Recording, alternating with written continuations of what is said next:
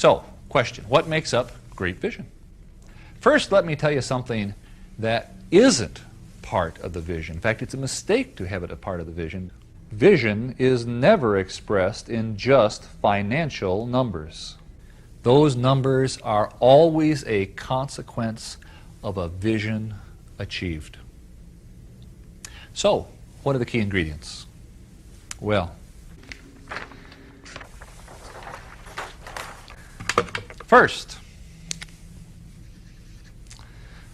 visions need to be developed by leaders.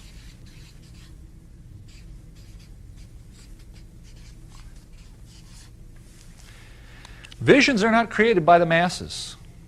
Now, good leaders talk to their people and listen to their people. By the way, they listen and explore the world as well. But it is the role of leadership, not of followers, to take all that input and focus it and bring it into a coherent, powerful vision. Second, visions of the leaders must be shared with their team, and the team must agree to support it. If you have that sharing and that support, you then have created the vision community. Okay. For organizations, the sharing, by the way, creates agreement on direction. And once you have direction agreement, it in fact improves your decision making significantly, because every decision can be measured against the vision's direction. The vision community must act together to bring the vision to reality. Third, a vision, in order to be successful, must be comprehensive and detailed. Generalities just won't do. We want to be number one in the marketplace. We want to be a world-class company. We want to be the most innovative in our industry. Those are nice words, but they don't make a vision. To have a vision, we must know how and when and why and what with enough precision so that each member in the vision community can find his or her significant and important place in the vision. Everyone must know how they are going to contribute and participate. Fourth, vision must be positive and inspiring. A vision should have reach.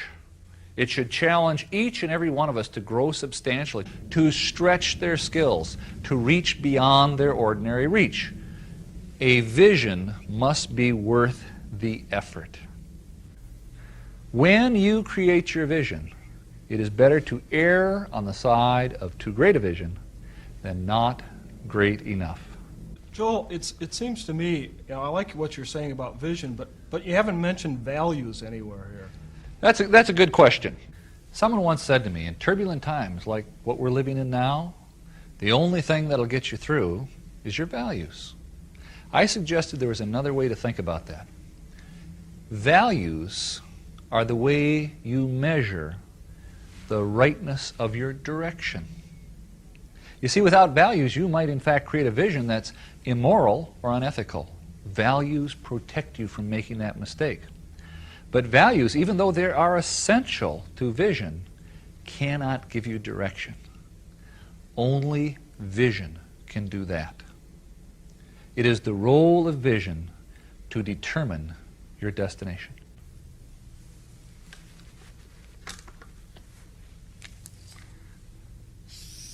Leader initiated, shared and supported, comprehensive and detailed, positive and inspiring.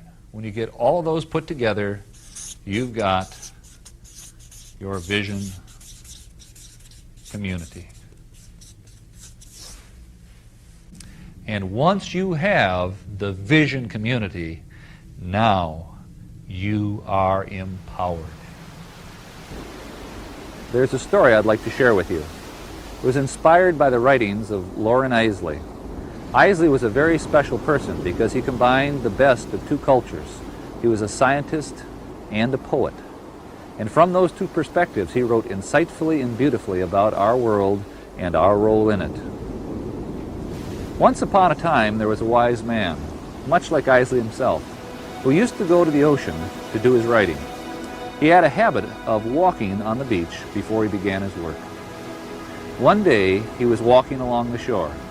As he looked down the beach, he saw a human figure moving like a dancer.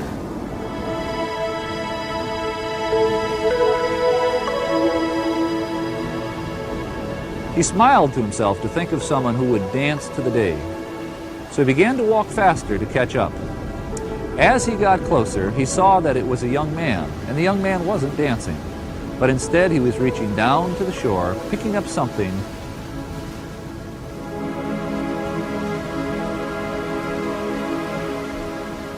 and very gently throwing it into the ocean.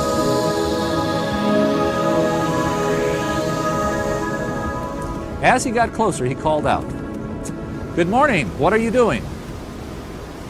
The young man paused, looked up, and replied, "Throwing starfish in the ocean." "I guess I should have asked, why are you throwing starfish in the ocean?" "The sun is up, and the tide is going out, and if I don't throw them in, they'll die." "But young man, don't you realize that there are miles and miles of beach and starfish all along it? You can't possibly make a difference." The young man listened politely, then bent down, picked up another starfish,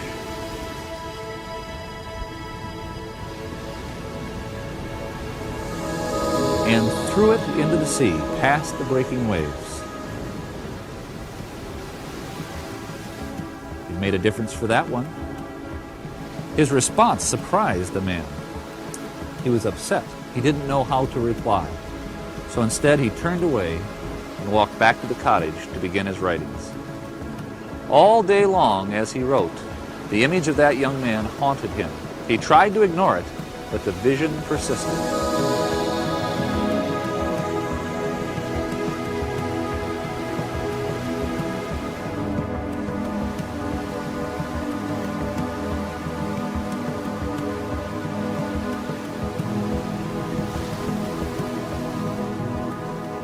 Finally, late in the afternoon, he realized that he, the scientist, he, the poet, had missed the essential nature of the young man's actions.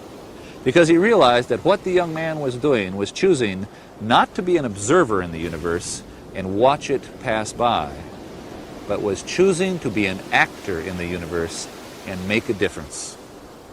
He was embarrassed. That night he went to bed, troubled. When morning came, he awoke knowing that he had to do something. So he got up, put on his clothes, went to the beach, and found the young man. And with him he spent the rest of the morning throwing starfish in the ocean. You see, what that young man's actions represents is something that is special in each and every one of us. We have all been gifted with the ability to make a difference. And if we can, like that young man, become aware of that gift, we gain, through the strength of our visions, the power to shape the future. And that is your challenge. And that is my challenge. We must each find our starfish. And if we throw our stars wisely and well, I have no questions that the 21st century is going to be a wonderful place. Remember, vision without action is merely a dream. Action without vision just passes the time. Vision with action can change the world.